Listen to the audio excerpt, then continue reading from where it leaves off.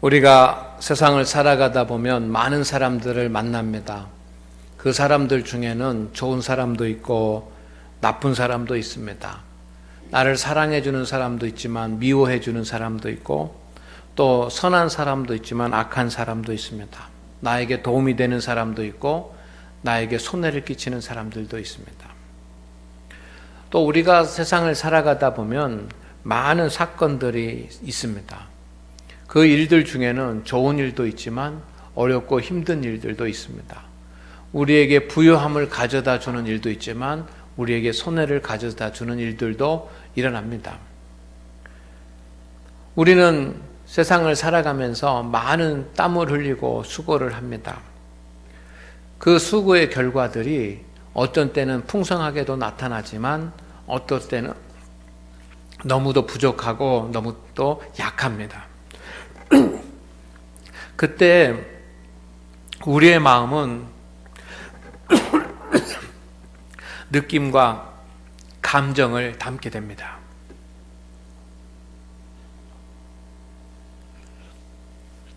어떤 때는 좋은 감정들이 생겨납니다. 따뜻함, 기쁨, 즐거움, 감사, 소망, 사랑, 담대함, 이런 감정들이 우리 마음에 채워지면 좋은 차를 타고 뻥 뚫린 그런 고속도로를 달리는 그런 기분이 듭니다. 그러나 어떤 때는 어두움의 감정들이 생겨납니다. 절망, 슬픔, 근심, 염려, 두려움, 이런 감정들이 마음에 채워지면 마치 물탱크를 싣고 굽은 길을 가는 것과 같습니다. 물탱크가 있는 차는 커브를 돌 때 물이 출렁거리지 않도록 조심해야지만 됩니다. 왜냐하면 물이 출렁거리면 큰 사고가 날 수 있기 때문입니다. 절망이나 슬픔이나 분노나 근심이나 염려나 이런 두려운 마음들이, 두려운 감정들이 우리 마음에 채워지면, 우리 마음에서 요동을 하게 되면 우리는 바른 생각을 하기가 어려워집니다. 또 바른 길을 가기가 힘들어집니다. 오늘 하나님 앞에 예배한 우리 모든 성도 여러분, 저와 여러분이 언제나 마음의 평온과 평화가 넘쳐나기를 주의 이름으로 축원을 드립니다. 모세는 어떤 사람입니까? 그는 위대한 믿음의 지도자입니다. 최고의 믿음을 가진 사람입니다. 그렇게 최고의 믿음을 가졌어도 그가 분노하는 감정을 마음에 담게 됩니다. 분노하는 마음을 마음에 담았을 때 그는 하나님의 말씀에 불순종하게 됩니다. 민수기 20장에 보면 하나님께서 모세에게 반석을 명하여서 물을 내라고 하셨습니다. 하지만 모세는 반석을 명하여서 물을 낸 것이 아니라 반석을 2번 쳐서 물을 냈습니다. 이전에는 반석을 지팽이로 쳐서 물을 낸 적도 있습니다. 그런데 하나님께서는 이번에는 반석을 쳐서 물을 내라고 하시는 것이 아니라 반석을 명하여서 물을 내라고 그렇게 분명하게 말씀하셨습니다. 그런데 모세는 하나님께서 말씀하신 대로 하지 아니하고 반석을 2번 쳐서 물을 냈습니다. 아마 그 전에 그렇게 했기 때문에 습관적으로 그렇게 했는지도 모르겠습니다. 어쨌든 모세는 하나님의 명령대로, 하나님의 뜻대로 하지 않고 자기의 생각대로 합니다. 자기의 감정대로 합니다. 왜냐하면 모세가 열심히 이스라엘 백성들을 인도했습니다. 그들의 필요를 채워주었습니다. 한 사람이 200만 명을 이끌고 가는 것이 얼마나 힘든 일입니까? 최선을 다해서, 생명을 다해서 이스라엘 백성들을 도왔습니다. 하지만 이스라엘 백성들은 모세에게 원망과 불평을 쏟아냅니다. 이런 백성들을 보면서 모세는 그의 마음 가운데 분노의 마음이 채워졌습니다. 분노의 감정, 그의 마음의 평온이 깨지고 마음의 고요함이 깨지고 분노가 채워졌습니다. 분노가 채워졌을 때 분명히 하나님의 명령을 들었습니다. 명하여서 물을 내라라고 하는 하나님의 명령을 들었지만 마음이 분노로 가득 차 있었기 때문에 바른 판단을 하지 못하고 하나님께 불순종합니다. 이 일 때문에 모세는 가나안 땅에 들어가지 못합니다. 감정 때문에 하나님의 명령에 불순종했고 하나님은 그런 모세를 가나안의 주인이 되지 못하도록 막아버리십니다. 성도 여러분, 사람 보기에는 별거 아니지 않습니까? 지금까지 그 모세가 아주 오랜 시간 동안 그렇게 그 하나님의 일에 충성을 다했습니다. 이스라엘 백성들을 이끌었습니다. 그렇게 수고하고 이끌었는데 매일 하나님을 위해서 새벽부터 밤늦게까지 충성했는데 한번 그렇게 하나님이 명해서 물을 내라고 했는데 반석을 쳐서 물을 냈다. 그거 갖고 가나안 땅에 못 들어가게 한다라고 하는 것이 좀 이렇게 우리가 보기에는 별것 아닌데 왜 하나님께서 그러실까라고 하는 생각이 듭니다. 그렇지 않습니까? 그런데 성도 여러분, 사람 보기에는 별거 아니지만 하나님 보기에는 엄청난 일이 있어라는 것입니다. 이것을 알기를 주의 이름으로 축원을 드립니다. 성도 여러분, 우리도 이런 경험을 하지 않습니까? 내 안에 있는 그런 내 마음이 평안할 때는 하나님의 일을 잘 따라가고 내가 마음이 평안할 때는 세상의 일도 실수하지 않고 내 마음이 평안할 때는 모든 사람에게 유익이 되는 그런 일들을 하지만 우리는 감정 때문에 곧 후회할 일들을 쏟아놓게 됩니다. 그리고 나의 감정 때문에 하나님의 뜻을 벗어나서 내 뜻대로 해버리는 그런 경우가 있습니다. 마치 모세처럼 말입니다. 성도 여러분, 어느 날 예수님께서 예수님의 제자들에게 십자가의 죽으심에 대해서 말씀해 주셨습니다. 제자들은 곧 슬픔에 빠지고 걱정에 빠졌습니다. 요한복음 14장 17절 말씀에 보면 나의 평안을 너희에게 주노라. 14장 27절 말씀에 보면 나의 평안을 너희에게 주노라. 너희는 근심하지도 말고 두려워하지도 말라. 지금 주님의 일을 대신 감당해야지만 되는 제자들에게, 두려움과 염려와 근심에 쌓여있는 제자들에게 주님이 무엇인가를 주시기를 원하시는데 주님이 주시고자 하시는 것은 평안입니다. 믿습니까? 성도 여러분, 오늘 하나님 앞에 나와서 하나님을 예배한 우리 모든 성도 여러분, 여러분 모든 성도님들, 그리고 하나님의 직분을 가지고 있는 모든 직분자 여러분, 우리가 항상 유지해야지만 될 것이 있는데 우리의 영혼의 평안인 줄로 믿습니다. 우리의 영혼이 평안해야 합니다. 성도 여러분, 여러분이 세상을 살아가면서 어떤 일이 있어도 근심하지 마십시오. 어떤 일이 있어도 두려워하지 마십시오. 염려나 근심 대신에 우리는 반드시 우리의 마음을 평안으로 채워야 될 줄로 믿습니다. 다 같이 따라하겠습니다. 마음의 평안이 깨지면 하나님께서 기뻐하시지 않는 일을 하게 됩니다. 믿습니까? 마음의 평안이 오면 하나님이 기뻐하시는 일을 할 수 있지만 마음의 평안이 깨지면 우리는 하나님이 기뻐하시지 않는 일을 하게 됩니다. 모세처럼. 오늘 2절 말씀을 보시기를 바랍니다. 오늘 2절 말씀에 보면 성도는 그의 마음이 최고로 고요하고 평안한 상태를 유지해야 된다는 것을 알 수 있습니다. 다윗 왕은 이렇게 고백합니다. 다윗 왕의 마음의 상태가 젖된 아이가 그의 어머니의 품에 있는 상태와 같다. 자신의 마음의 상태, 자신의 영혼의 상태가 지금 어떤 상태냐 하면 어머니의 품에 안겨있는 상태와 같다는 것입니다. 여러분, 오늘 우리가 세상을 살아가면서 저와 여러분의 마음이, 저와 여러분의 영혼이 젖된 아이가 어머니의 품에 안겨있는 것 같은 그런 고요와 평안을 누리게 되기를 주의 이름으로 축원을 드립니다. 얼마나 탁월한 표현입니까? 젖된 아이가 그의 어머니 품에 있음 같게. 어머니 품에 있는 아이는 여러분 두려움이 없습니다. 아무리 세상에서 막 그 큰 일이 일어나고 세상에서 아무리 힘든 일이 세상에 일어나고 있어도 이 젖된 아이가 어머니 품에 안겨 있는 그 순간 이 아이에는 두려운 마음이라고는 전혀 없는 것입니다. 어머니 품에 안겨 있는 이 아이는 근심의 마음도 없는 것입니다.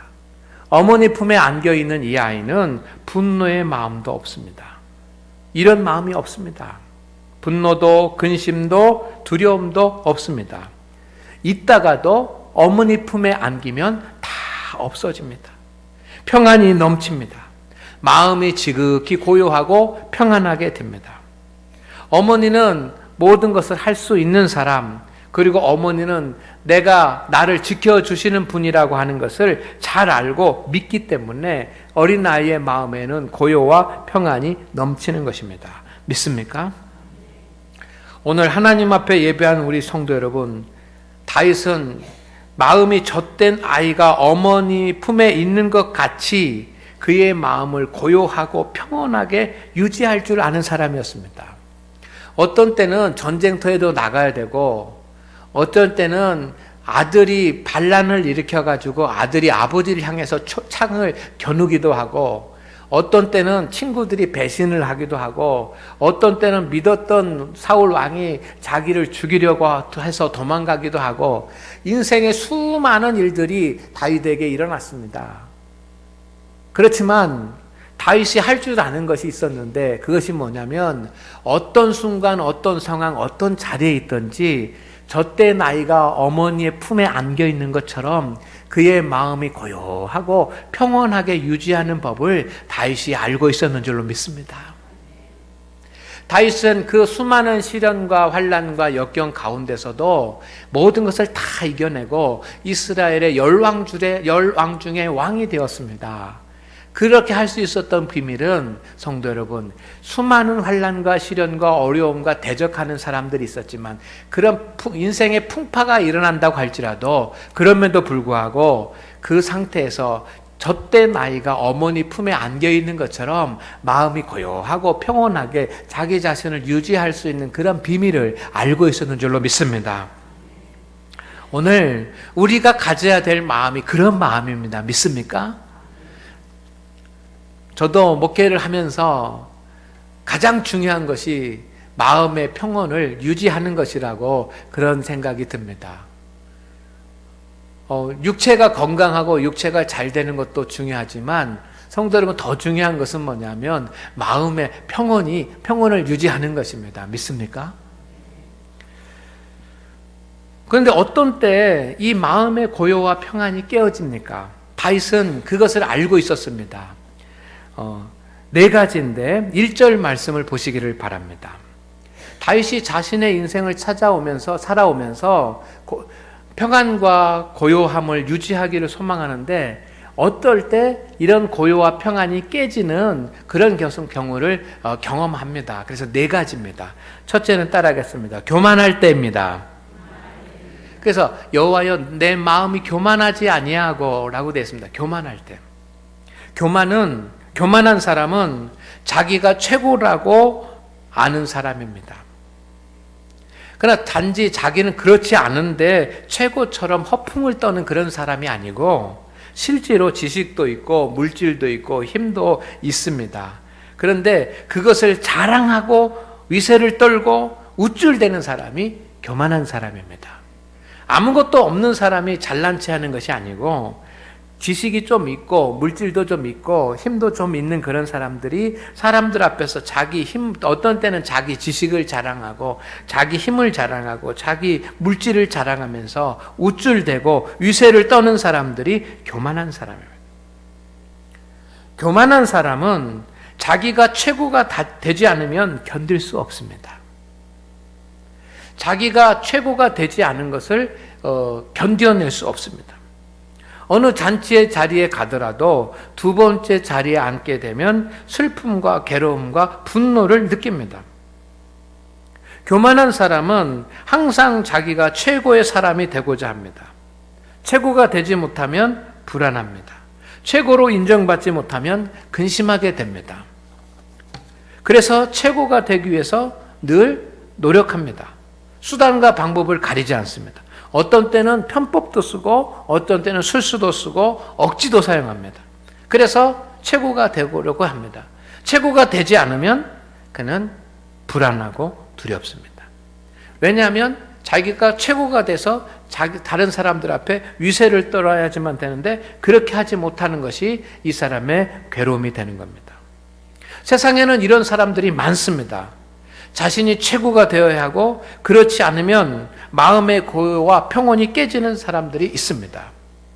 오늘 저와 여러분은 이런 사람 되지 않기를 주의 이름으로 축원을 드립니다. 축원을 드립니다. 교만할 때 평온이 깨진다는 것입니다. 두 번째, 따라합니다. 오만할 때입니다. 내 눈이 오만하지 아니하오며 라고 성경에 기록되어 있습니다. 오만은 교만과 비슷한 그런 말입니다. 그렇지만 조금 다릅니다. 교만은 자신이 높아지려고 하는 그런 마음이라고 한다면 오만은 다른 사람을 무시하는 마음입니다. 다른 사람을 무시해서 자기가 높아지려고 하는 것이 오만입니다. 그래서 오만한 사람은 자기보다 못한 사람을 한없이 무시합니다. 교만한 사람은 다른 사람보다 내가 나은 것을 가지고 자랑하지만 오만한 사람은 다른 사람이 나보다 못한 것을 가지고 무시합니다. 자기가 조금만 나은 것 같으면 한없이 무시합니다.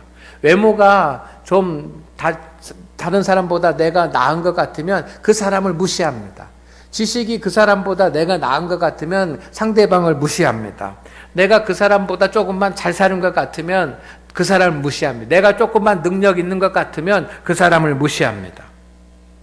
그래서 오만한 사람은 다른 사람이 자기보다 좀 더 나은 것 같으면 참지 못합니다.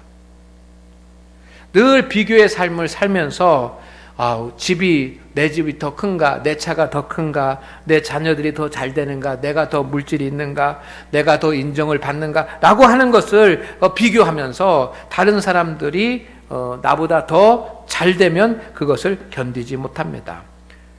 자신이 다른 사람보다 부족하다라고 느끼면 슬픔과 분노를 느끼게 됩니다. 그때 마음의 평온이 깨지는 것입니다. 오늘 하나님 앞에 예배하는 우리 성도 여러분, 여러분이 세상을 살아가면서 다른 사람과 비교해서 자꾸 다른 사람보다 내가 더 작다라고 생각이 된다면 우리의 평안은 깨지게 될 것입니다. 세 번째, 다윗이 마음의 평안이 깨지는 그런 이유에 대해서 말씀을 합니다. 보니까 내가 큰 일과 라고 되어 있습니다. 따라합니다. 큰 일을 하려고 할 때 사람들은 큰 일을 하려고 합니다. 큰 일이 무엇입니까? 큰 돈을 벌고 큰 집에서 살고 큰 살림을 하고 큰 성공을 하고 다른 사람들보다 내가 더 큰 돈을 벌고 큰 집에 살고 큰 살림을 하고 큰 성공을 해야 되겠다라고 하는 그런 육신의 욕망이 가득 차 있을 때, 그리고 이것을 이루려고 하는데 이루지 못할 때 사람은 평온이 깨지는 것입니다. 믿습니까? 네 번째, 감당하지 못할 놀라운 일을 하려고 할 때입니다.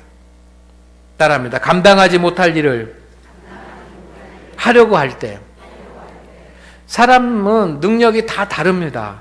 그런데 자기가 감당하지 못할 일을 꿈꾸고 살아가는 사람도 있습니다. 그러면 힘이 듭니다. 그런 허황된 목표에 사로잡혀 있는 경우가 많습니다. 자신은 능력도 안 되고 힘도 없는데 수고도 안 하면서 목표만 거창한 사람들입니다. 그들은 입술로만 일합니다. 그러면서 늘 마음은 불평과 원망으로 가득 차 있습니다. 이럴 때 그의 마음은 평안이 깨지고 두려움과 근심과 걱정과 염려로 가득 찬다는 것입니다. 오늘 다윗 왕이 이렇게 이야기합니다. 마지막에 보니까 힘쓰지 아니하나이다. 힘쓰지 아니한다라고 하는 말은 내려놓는다는 것입니다. 교만을 내려놓았습니다. 오만을 내려놓았습니다. 큰 일을 하는 것을 내려놓았습니다. 감당하지 못할 일을 하려고 하는 것도 내려놓았습니다. 이 모든 것들, 이 네 가지가 다윗의 평안과 평온을 깨는 것이었습니다. 오늘 이 시대를 살아가는 우리 성도 여러분, 우리의 마음의 평온과 평화가 왜 깨어집니까? 왜 두렵고 슬프고 근심으로 가득 차게 됩니까? 성경은 이 네 가지 때문이라고 말합니다. 교만하기 때문에, 사람들이 다른 사람들보다 더 높아지려고 하기 때문에, 오만하기 때문에, 사람들이 다른 사람이 나보다 더 잘 되는 것을 바라지 못하기 때문에, 큰 일을 하려고 하기 때문에, 부자가 돼도 큰 부자가 되고, 성공을 해도 크게 성공하고, 집에 살아도 큰 집에 살고 하고자 하는 인간의 욕심 때문에, 그리고 허황된 꿈을 간직하고 있기 때문이라고 말합니다. 이 모든 것을 사도 다윗 왕은 다 내려놓은 줄로 믿습니다. 그리고 3절을 보시기를 바랍니다. 3절에 보면 이스라엘아 지금부터 영원까지 여호와를 바랄지어다. 이 모든 것은 다 내려놓고 하나님을 바라보았습니다. 그랬더니 젖된 아이가 어머니 품에 있는 것처럼 평온해졌다는 것입니다. 믿습니까? 오늘 하나님 앞에 예배하는 우리 성도 여러분, 여러분의 영혼은 평안하십니까? 여러분의 영혼은 평온하십니까? 슬픔이나 두려움이나 또 불만이나 아니면 분노나 이런 것들로 채워지지 아니하고 어린 아이가 어머니 품에 안겨 있는 것처럼 그렇게 평안하게 되기를 주의 이름으로 축원을 드립니다. 그런 평안을 누리기 위해서는 앞에서 말씀드린 그 네 가지를 내려놓고 주님을 바라보아야지만 됩니다. 주님을 바라본다라고 하는 말은 세 가지의 뜻이 있습니다. 첫째는 생각한다는 뜻입니다. 주님을 바라보는다는 것은 생각한다는 뜻입니다. 하나님께서 나의 보호자가 되시고, 주님께서 우리의 아버지가 되시고, 주님은 우리를 위해서 십자가의 아들을 주신 사랑의 하나님이신 줄로 믿습니다. 그 하나님을 생각하십시오. 여러분, 여러분의 마음이 아주 걷잡을 수 없이 그렇게 풍랑이 치고 요동이 칠 때, 여러분, 그것이 위험한 때입니다.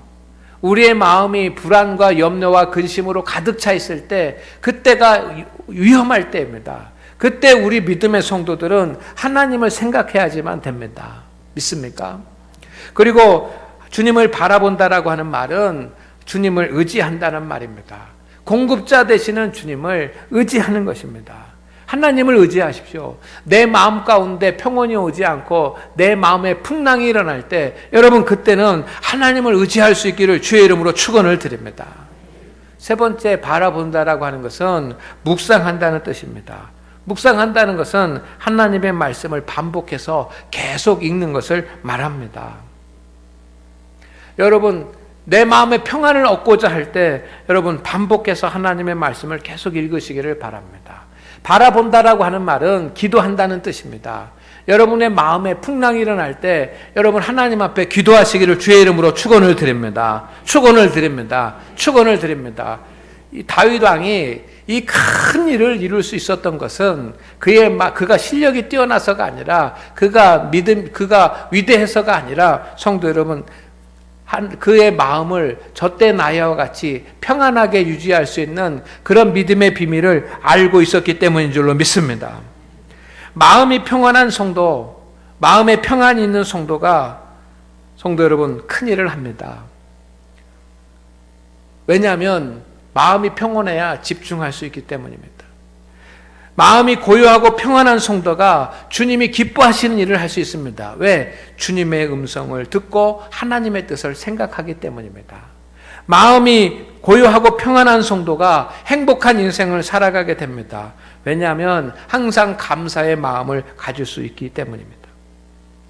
오늘 하나님 앞에 예배하는 우리 성도 여러분, 여러분의 영혼은 젖된 아이같이 평안하십니까?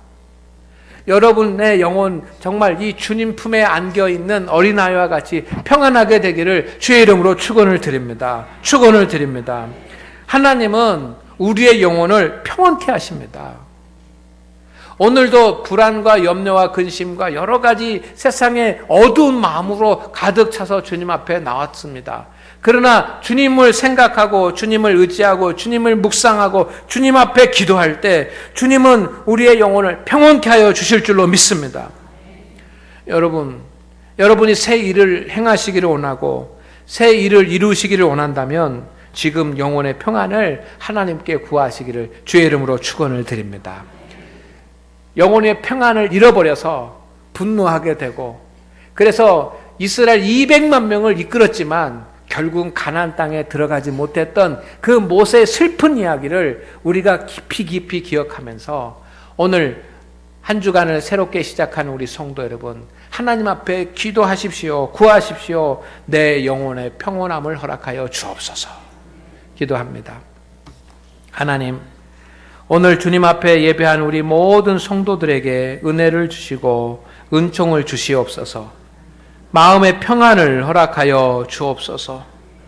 근심과 두려움과 염려와 모든 불안과 분노와 이 어두운 마음들을 가지고 살지 않게 하시고, 젖된 아이가 어머니의 품에 있는 것처럼 우리 성도들이 마음의 평안, 영혼의 평안을 허락하여 주시기를 원합니다. 세상이 주는 평안으로는 채워질 수 없사오니 주님을 생각하고 주님을 의지하고 주님을 묵상하고 주님 앞에 기도하는 성도들에게 성령의 능력과 말씀의 은혜를 주셔서 주님, 우리의 영혼이 평온케 하여 주시옵소서. 우리 장안교에 속해 있는 모든 성도들의 심령이 평온하게 되게 하여 주옵소서. 예수님의 이름으로 기도리옵나이다. 아멘.